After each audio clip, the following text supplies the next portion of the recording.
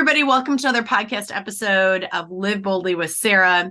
Today I have on Sandra L. Brown, M.A. I thought you were a doctor. What the heck? Listen, you're so freaking brilliant in your field. And sometimes, I think that to me, you're a doctor in your life.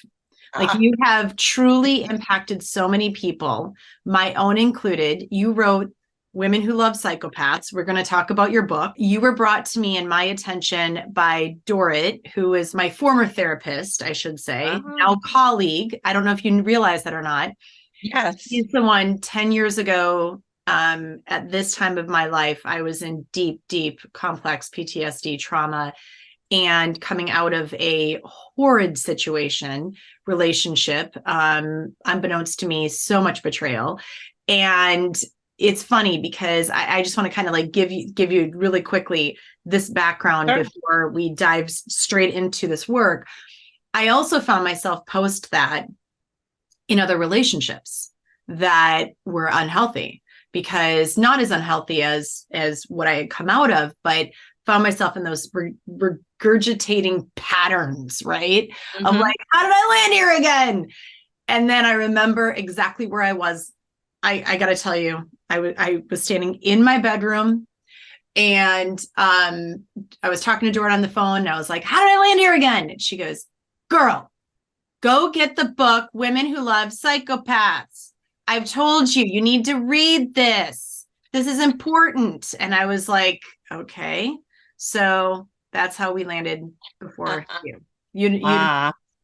Isn't that interesting? It is. Right. So but that's really how most people find our work is through someone else. Yeah. Yeah. Once you start sharing those not uncommon pathological relationship patterns and histories. Yeah. So, well, I'm glad she did.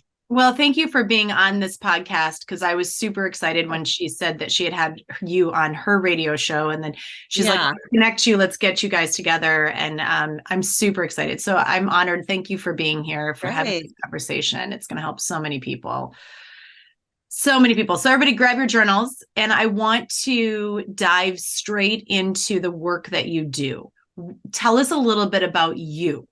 How did you get into this work? Tell me a little bit about this work that you do, this book. Give everybody the full title to begin with so that we also can start there. Well, this is video, right? I love it. Okay. So this is the third edition. So this is the white cover. Women Who Love Psychopaths Inside the Relationships of Inevitable Harm with Psychopaths, Sociopaths, and Narcissists. But be sure to get the white cover. The others are old. So, I got into this field, probably like everyone else, through victimization and PTSD. My father was murdered in 1983. I was not in the psychology field. I was in my early 20s. I was mistakenly taken by the police to the murder scene that was not cleaned up. And I got PTSD from that. And this was 1983. Trauma knowledge and trauma treatment, it was not what it is today. It was barbaric and horrible. I went into a homicide survivors program that was barbaric and horrible. It made my trauma so much worse. And even not being in the psychology field, I really felt like this is not good treatment. There's got to be better things out there. So I started working just, as a volunteer in homicide after that, and in victims' rights and things like that, and then decided to go back to school because I was sure that treatment had been horrible and barbaric. And so I don't think that's unusual that, a lot of survivors end up in the psychology field from things they've experienced. So that's what led me to the field of psychology. I think that in many ways, I was still searching for answers about what kind of person can murder someone. Because there aren't many therapists that, come through graduate school and say, I can't wait to work with a psychopath, bring them kind of thing. And usually people, it's hard work and you have to get all this other training, and that people don't usually just go knocking on that door. Maybe when they're a well-seasoned clinician, maybe they'll eventually get into that. I was right out of grad school. I didn't know squat. And I opened up a personality disorder clinic and was working with antisocial personalities, psychopaths, narcissists, Wow. borderlines. And why I thought that was a good idea.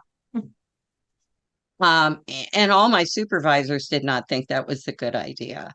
But I think I was trying to come in the back door and still understanding like what is the mindset of someone that can murder someone. So here, let me get up real close and personal and have them as clients, and maybe I'll figure this out. So I did that for 12 years. And during the course of that time, of course, those types of people's relationships are horrible. And they began to bring their partners in. They're mostly, female survivor partners. And, what I noticed was the trauma in the survivors. And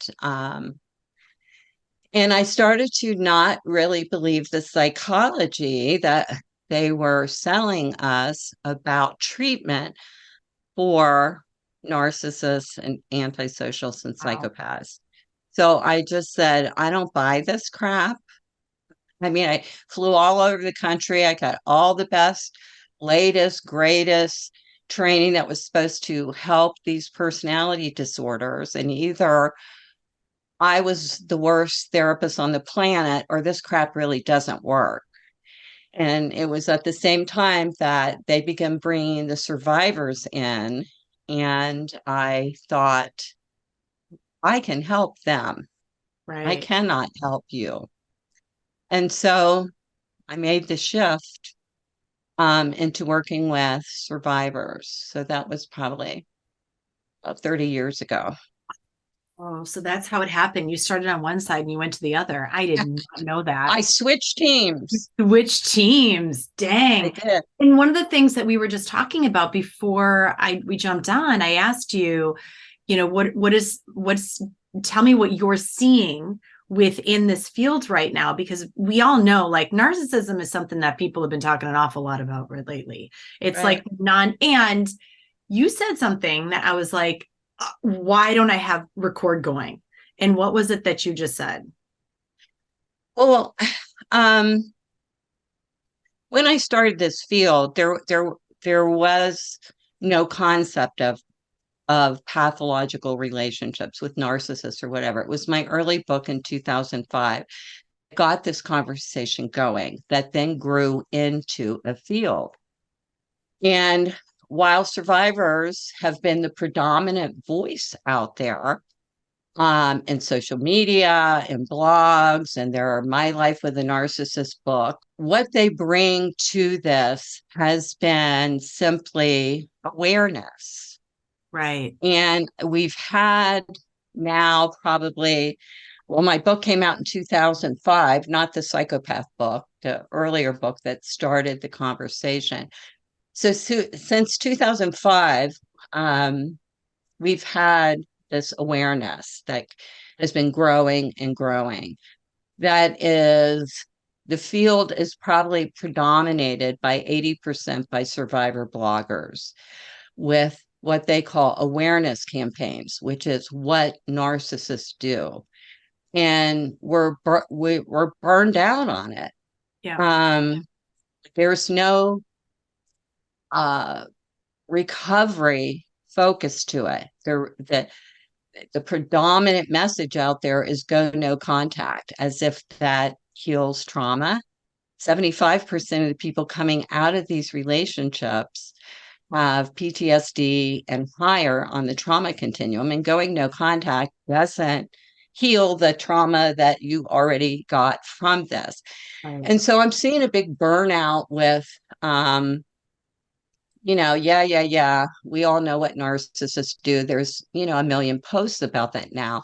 Can we get to recovery?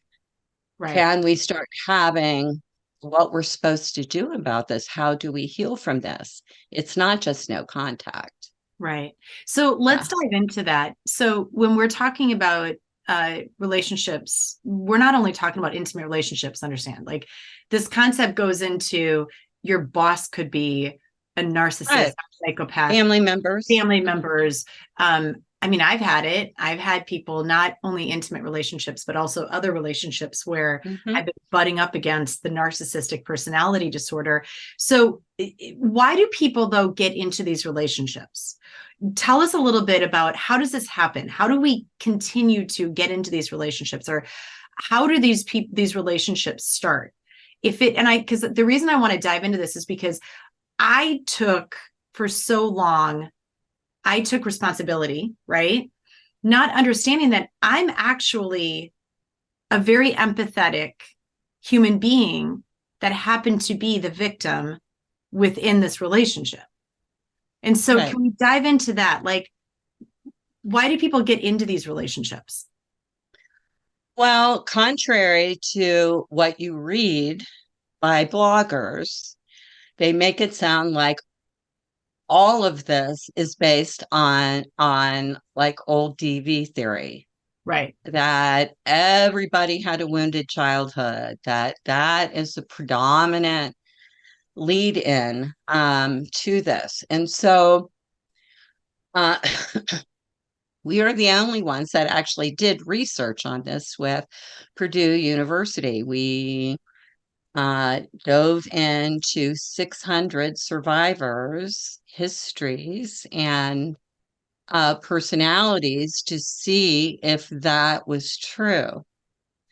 And only 37% of the survivors had adverse childhoods. Wow. That might be a reason we can all understand that Right. for people that were raised in that and they normalized that and how they end up in it. And so everybody just assumed that was the answer. And but 63% of them did not have adverse history. So it can't just be someone's history as to why they end up in these relationships. And so what we're talking about really is two different survivor populations, one with adverse history and one that did not have adverse history that ended up in a pathological relationship as an adult. They were not dragging baggage, from childhood into it. And so there are different reasons when you have two different survivor populations.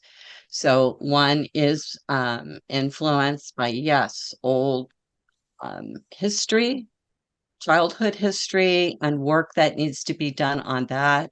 But this whole other batch is what made me sit up and take notice, because I am a trauma therapist, been trained in victimology, and I kept taking that old DV standard survivor profile that tells us that everyone is codependent, that they have learned helplessness, battered women syndrome, all that.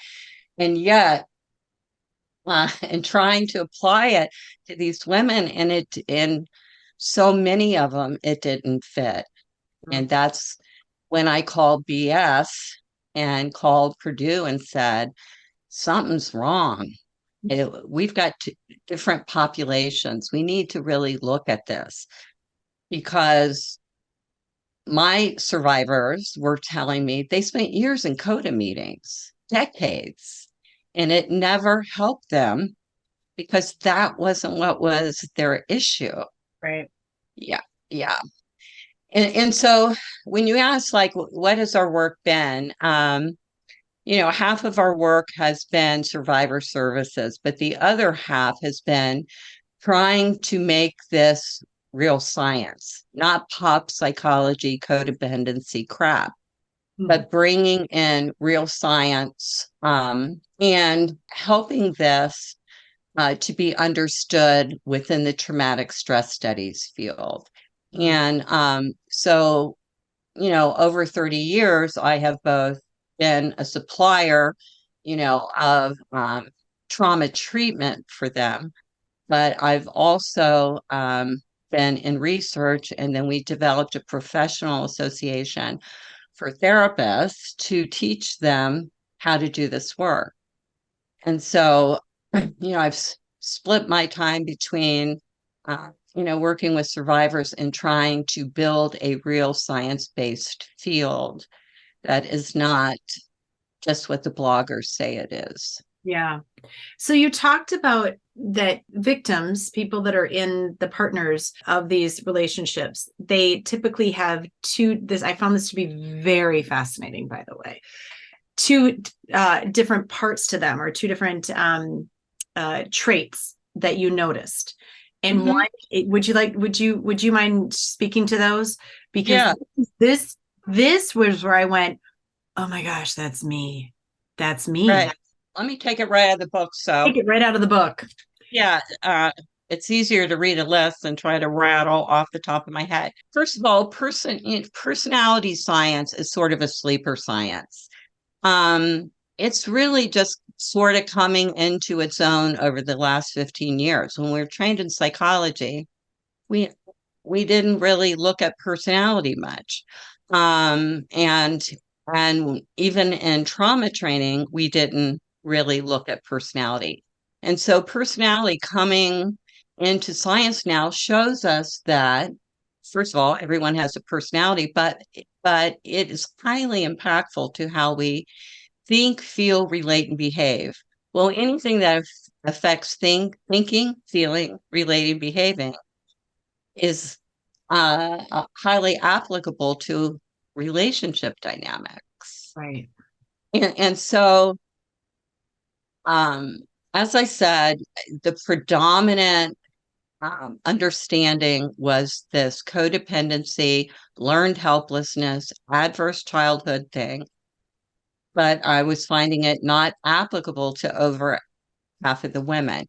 So we began looking at personality. And personality, we know most about personality based on personality disorders like narcissism. And in personality science, that's mostly what they've been doing, just studying the damn disorders and like never studying normal personality. Right. They're always looking at the psychopath. They're always looking at the narcissist. All the research dollars are spent on personality disorders, not as normal people out here. Right. And so what we did was personality test the women. And what we found were these two personality traits that were a little off what we call the sweet spot. If you don't have a personality disorder on a bell curve, you're pretty much up at the curve at the top, and that means you're pretty normal. That's where we want to see everyone. But these women had like one little toe over the line in these two traits, not way down here in the personality disorder.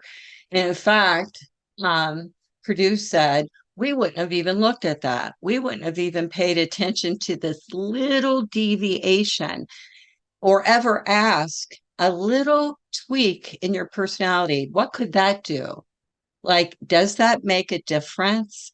And in you guys, it did. And so these two trait elevations that were just a little bit over the line was in the trait of agreeableness. which is the traits that make you related to trust, always being very, very trusting and trustworthy, being very straightforward, that you're very upfront and honest, which for a pathological partner, they can fish a lot of stuff out of you. It can lead to over disclosure and rapid disclosure with partners.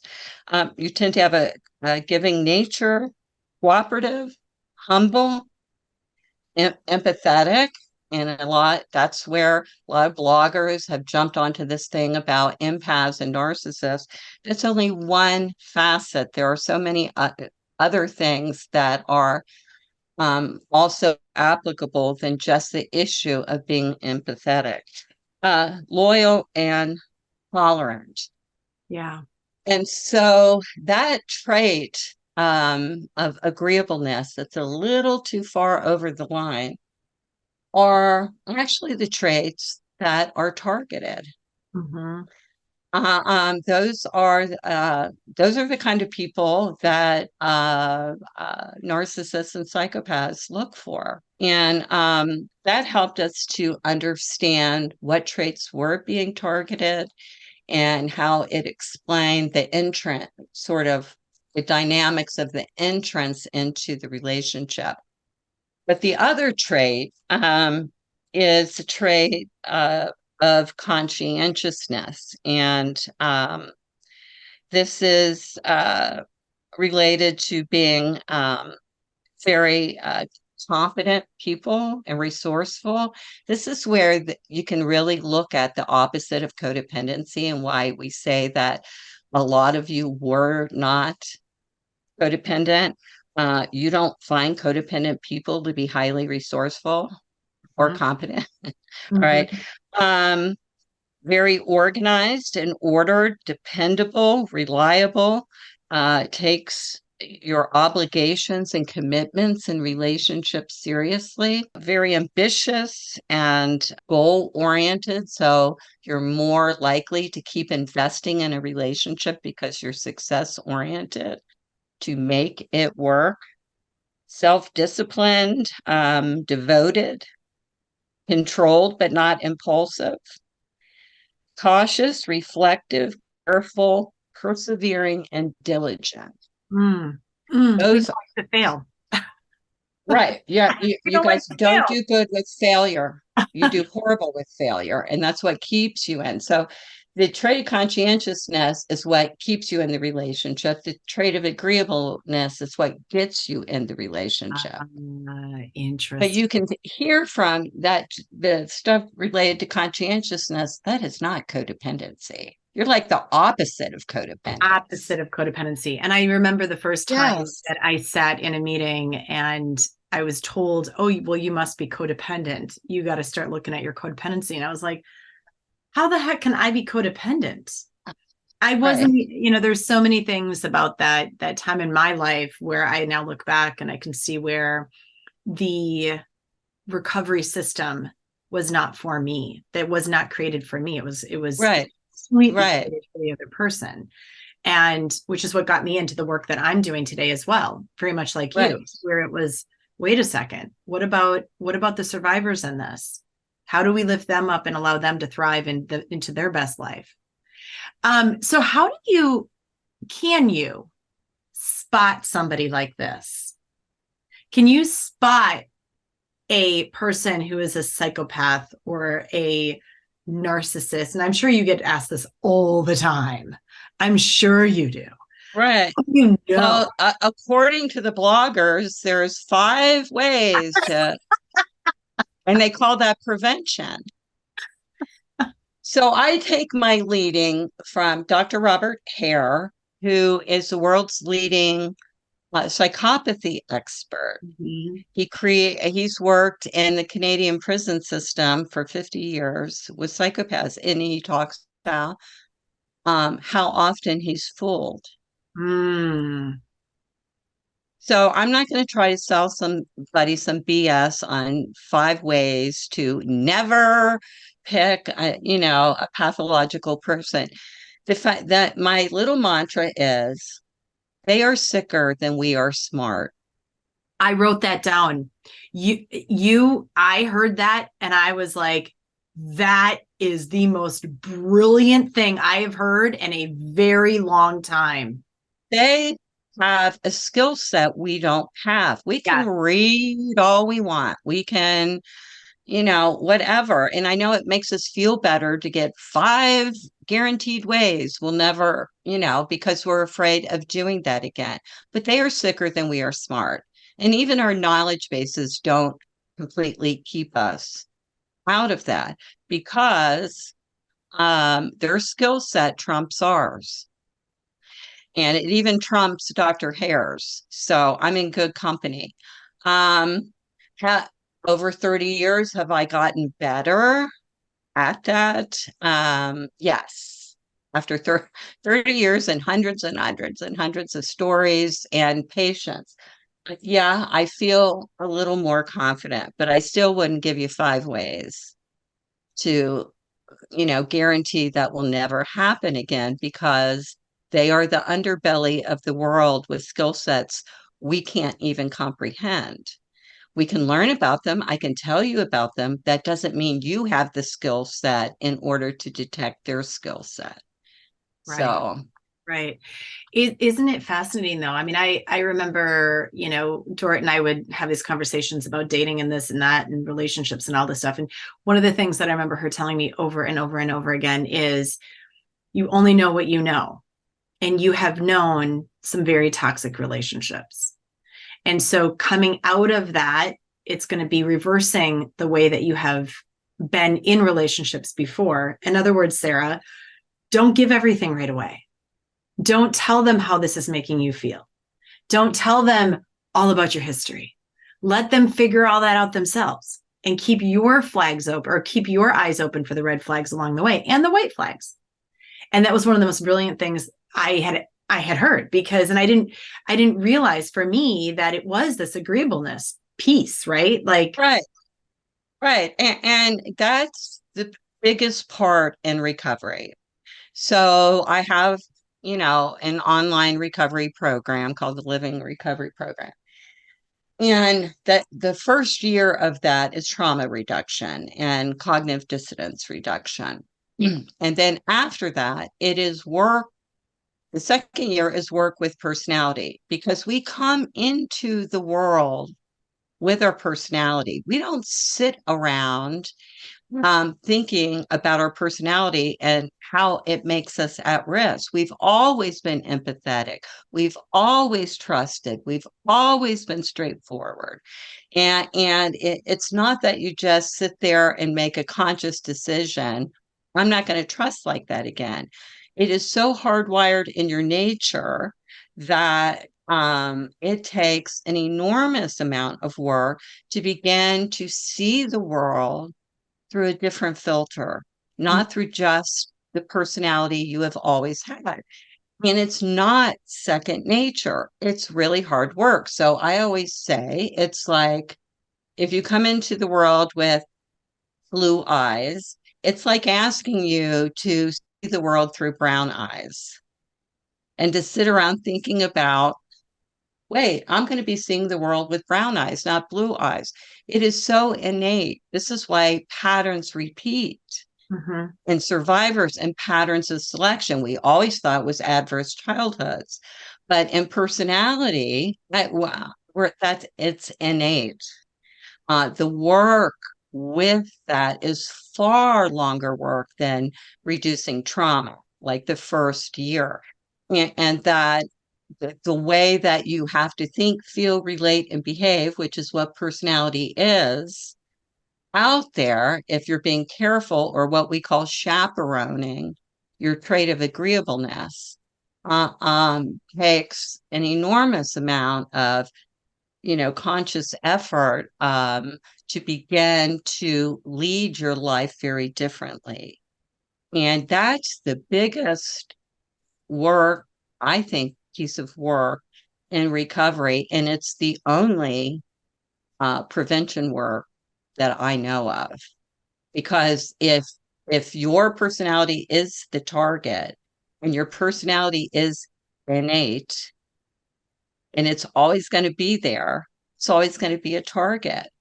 And you're the one that has to be so friggin' familiar with what your trait of agreeable thinks like, sounds like in your head, what it sounds like coming out of your mouth, what it sounds like in interactions with other people. Yes, I know survivors say, I'm so exhausted, like chaperoning this trait, like eh, being the observing witness, if you will, out here to myself for the first year. It's like that old school thing where they would make teenagers take a fake baby home and it had to be Yes. like glued to themselves and how exhausted they were from that. Well, the first year and really working with becoming familiar with the trait of agreeableness is being this observing ego where they're watching everything, watching how that plays out, which is what put them at risk. And they always say, I'm so tired. Can't I just lay the baby down for a, I don't want to do this anymore kind of thing. But once they push through that, that's really the only prevention if the innateness of your personality is a target. And you're not telling people to change the personality. You're not. No, absolutely And I not. want to make No. that very clear because This is a fabulous personality. yes. In fact, Purdue said, he said, these are such wonderful people. The only place I can ever see this being problematic of having, a little bit too much trust and empathy, this trait of agreeableness, is with an antagonistic personality. Anywhere else, these are loved people. They make great friends, great employees. There's not one thing wrong with their personality, except when it falls into the hands of an antagonistic personality disorder. And so it's not that they need to change any of that. It's that they have to become more aware of that as a target for people who come into their space. But no, not to change it, but to chaperone it in terms of the potential targeting. And when But you're no, don't saying, change it. yeah, please don't. Because listen, I love my clients. I freaking love my clients because especially when I can look at them and I can say, wow, like I can see so clearly, right? Because I'm out of those relationships and have changed and have learned how to parent or be with this personality of who I am and love it. Like I love Mhm. my personality. And Right. so when you're saying antagonistic personality disorders, you're speaking, I just want to like make this clear for Yeah, everybody. I yeah. want to make this clear for everybody. Give us what that means. Narcissism, antisocial personality disorder, or psychopathy. Yeah.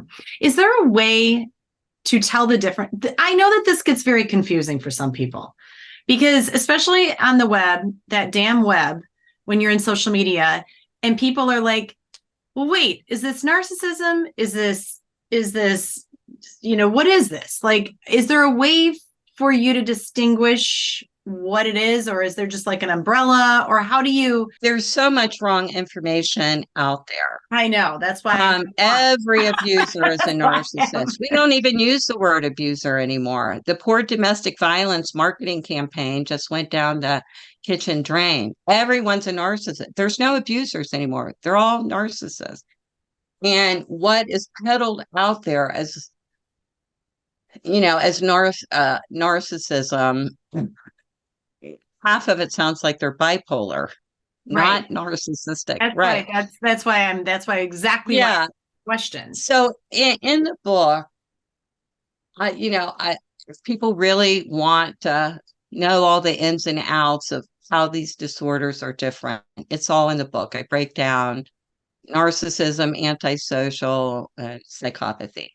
But the easiest way to understand it is I do an umbrella term that what all those disorders have in common is low empathy and low conscience. Mhm.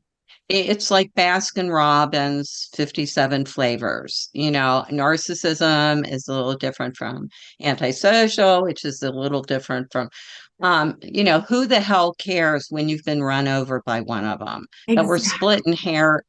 We're splitting hairs. I mean, there's some people that really get into knowing all those differences and they can, read up on them. But the easiest way to understand it and what is so devastating is all those disorders have varying levels of this low empathy, low conscience. That is what's harmful to other normal human beings. The flavor of their disorder, like I said, people can read up on that if they're interested in the differences between those. But really, it's this low conscience and low empathy. Do are we all born with empathy and conscience, or is this something that Obviously not. oh, that's why I asked the question? Yeah. Because I think that that's something that is it's good for us to understand. There are some people that simply are not empathetic, conscientious humans. Well, again, old psychology was all nurture theory based. Freud and all his wisdom or whatever you want to call it, put everything in childhood. Well, new science, we got neuroscience, we have imaging, we have neurobiology.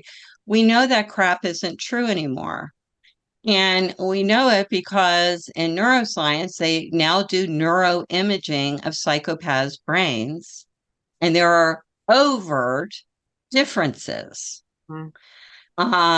that isn't just the kinds of things that happen to a brain from trauma, like early childhood, but neuroanatomical and structural differences. And so they found similar kinds of issues in brains within narcissism and antisocial personality disorder. So this is very much no, it's not just what happened to them as a child. There are some that are born with these well, gives new meaning to the word neurodivergence Yeah. in a whole big other kind of categorical way, that there are some very big brain differences. And it's not differences that therapy changes. It's not differences that if they had trauma as a child, that trauma treatment would change that neurostructural anatomical part of the brain. So there is very much some that's sort of where the why they started having two different words, sociopath and psychopath, was to differentiate socio as in social or family orientation, those that were made that way truly from their environment, their social environment, made Wow. that way, and psychopaths born that way. I did not know that. Yeah, yeah.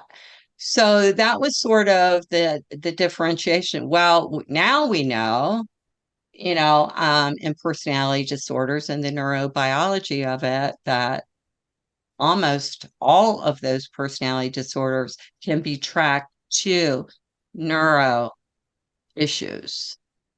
Wow. Wow. Wow. Yeah, so we got to get off the childhood thing. I agree with you. I agree We with have beat that to death with a stick. yeah. And you know, We're it's so far past that in science. yeah, and I remember, again, like all these little tidbits that, I've learned through the years. And one of the things that Dort would say to me literally all the time, she'd like push it into my head. If they could, they would, they can't. If they could, they would, they can't. If they could, they would, they can't. And because we as empaths and as They can agreeableness change, right? people, they can They, change. It'll be they okay. need more love. More like right. No, Sarah. And I was like, okay, I hear you. I hear you. Um, it's brilliant, this work that you are bringing forth. So thank you for Thank this. you. Thank Absolutely you. brilliant and needed. So needed. Let's talk about the trauma that does manifest in the survivor's body. Mhm. Because in the work that I do, I take people out into nature. I guide people through the Grand Canyon. I not just try. I mean, listen, across the board. Where my work was once trauma based, it's not. Now it's just across the board, all different sorts of people that are finding this necessity to move their body while working through whatever it is, personal work. Right. And some of that, I'm sure, is also because we're realizing how many of us have lived through very difficult times in our lives and perhaps not seen it as that, right? Right. Right. So let's dive into that, how trauma manifests in the body. What have you found in this field? Well, specifically for these survivors, the long-term impact of untreated trauma ends up as medical issues. And we started tracking this almost 30 years ago. We had a medical piece on our intake package, and a staggering amount of autoimmune disorders. And I think that's the biggest where it all hits the wall. Yeah. It's the end result in autoimmune, but um, disproportionately high. Yeah. Um, Yeah. and the medical, and a lot of times by the time the survivors, are coming for treatment, they're so medically sick that it's even hard to be able to, work with them because of their health. If you worked in trauma, that's sort of our mantra about getting treatment early. Right. Right. Not just for the quality of your emotional health and to stop being hyper and hypo-aroused and triggered and all that, but for the end result of your life, the medical piece of it, that's like a ticking time bomb. Yeah. Do you find that people that are in trauma or in that story, and understand, everybody, we're talking about, this can be little t trauma, big T trauma, across the board. Like, I think that sometimes we think that it has to be some huge explosive thing that happens in order for us to be in this state, and it doesn't. It can also be a series of littler things that also build up, right? And Yes. so do you find, though, that people have a hard time getting out of the story, have a hard time hearing, have a hard time listening, have a hard time digesting some of what you tell them when you are? Absolutely. The first year of treatment is saying the same 10 things for a year. Yeah, what trauma does is affect executive functioning skills, concentration, memory, organization, recall, all of that. And, again, back in the day when I was trained in trauma, in the late 1980s, all we had was talk therapy. Today, we know that is a top-down approach that isn't as effective. We're the somatic. Um, thank God, the somatic trauma therapies are leading us away from all of that. And into more body-based regulation techniques, especially in this type of trauma. With the women typically come in with PTSD, complex PTSD, some dissociative types of disorders, and I've even had catastrophic trauma where someone lost the ability to speak for 5 years. She was aphasia, completely aphasia. So, but in addition to that typical PTSD stuff, these survivors come in with another, what I call atypical trauma symptom, which is cognitive dissonance, that internal thinking stuckness of comparing Jekyll and Hyde. I love, I loathe, I want, I don't want, I trust, I don't trust. And it creates such hyper neural activity, cognitive activity that layered on top of trauma, they can't hear you, they can't retain anything. Like I said, the first year of trauma, we are basically hitting on the same, it feels like to me, the same material over and over again, because they have everything that trauma has done to the brain, then everything that cognitive dissonance has done to the brain. And their neural impact is, significant. So what do Yeah. you tell people when they're coming out of a relationship, or perhaps they're, I don't know, sitting at their desk, realizing that their boss is an absolute, narcissist, whatever you want to say, psychopath, whatever it is. What do you do? How do you tell people to work through that? Well, it is a unique type of trauma treatment. I had to design a lot of the treatment methods because typical trauma approaches weren't cutting it with the cognitive dissonance. We had to create stuff for that.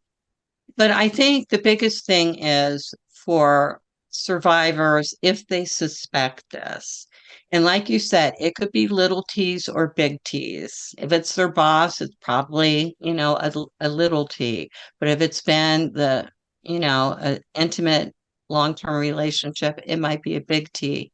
Is that a lot of survivors don't even know they have trauma. So they don't start out by hurry up, because trauma worsens over time without treatment. Hurry up and find out if that is true. And so if you don't know you have trauma and you go out and you read blogs and the survivors normalize the trauma by saying, oh, yeah, we all have that, without ever calling it trauma, then they don't know. They're in a community and they think that this is recovery. We all have it, whatever it is. I don't know what it is. That 75% of the people coming out of these relationships have a trauma disorder. So start there, knowing that it leans towards, yes, you might, and that you need a trauma assessment, and that time is not on your side. That trauma worsens over time, and it worsens when you are in those blogger communities and all they're doing is telling their horror stories, setting off your fight or flight. And sooner or later, the next step after fight or flight is freeze, and your system's going to shut down. So a lot of people ended up finding our work because they were fleeing from these toxic bloggers that was not trauma informed care, allowing people to just tell their stories on social media, triggering their whole readership. So we end up getting people in bad shape, usually from social media, that it has set off the triggering in their system.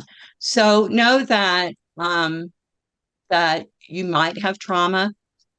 Get a trauma assessment by a trauma therapist. Rule that out, because if it is trauma, you need a specific kind of treatment. If it's not, you have more options. Right. Wow. And it's true. Sometimes I've heard the same thing, where it's just like you sit there and you share the story over and over and over again, and all it's doing is triggering everybody else. And then it's like, well, but telling that story, and you can tell, and even reading it, they're in hyperarousal. yeah. I think storytelling is hyperarousal.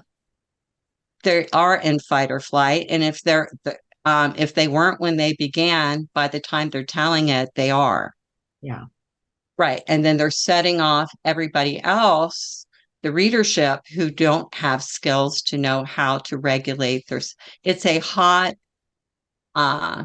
cluster F out there in that. And for people that, aren't well their trauma is not well managed, it's the worst place they can go.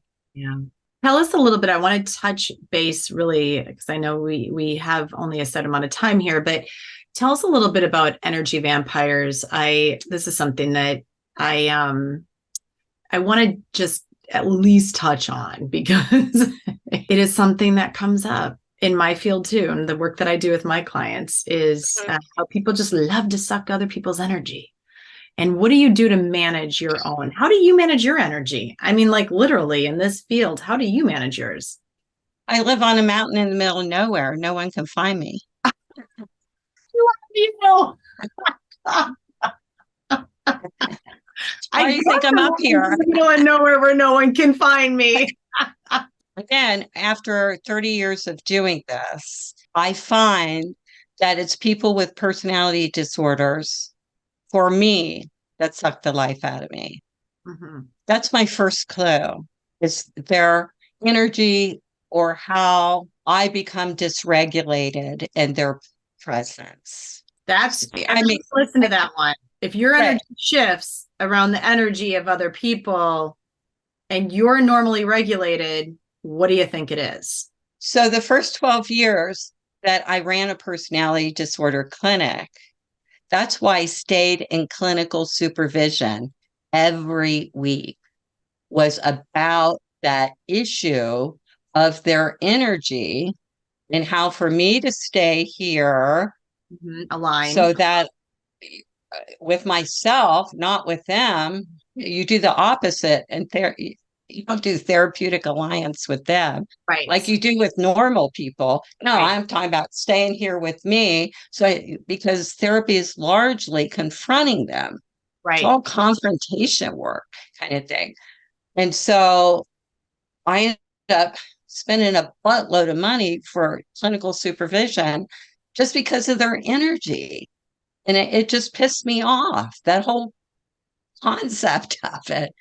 But so now that I'm out and I work with survivors, if I go to a cocktail party, and you just wander up into a conversation, and I somatically feel it in my body.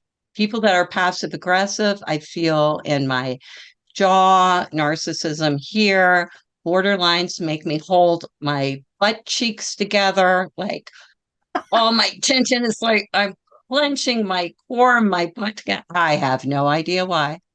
And psychopaths, every I can tell where I didn't shave my legs, every hair on my body. So I can just walk by people like in a cocktail party thing, or drift in for a minute and just feel that thing, and I drift on by. Wow. Kind of thing. But the biggest clue to me that they drilled into me back then was about the shift in me. Their energy is always going to be chaos, because that's the disorder, this chaotic energy and disorders. But what that does with me, I don't care what it does to them. They're always going to be that. But I had to be so in tune with myself. The biggest thing that I say to the clients is, when you really understand what that cognitive dissonance felt like, and people can read in more depth in the book about it, when you have lived with that level of cognitive disruption for months, years, or decades, your number one red flag is when you experience it again. You don't need any other red flags. The time when your cognition becomes dysregulated like that, you're in the presence of pathology. Yeah. It's the only red flag you'll ever need if you really have cognitive dissonance down pat. Most people who had it, never forget it.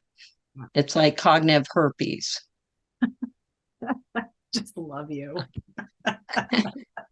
So This has Um, been amazing. Thank you. well, thank you for having me. Thank you. Thank you. Are there any last pieces of wisdom nuggets that we didn't touch on that you believe that would be helpful to the listeners at this moment?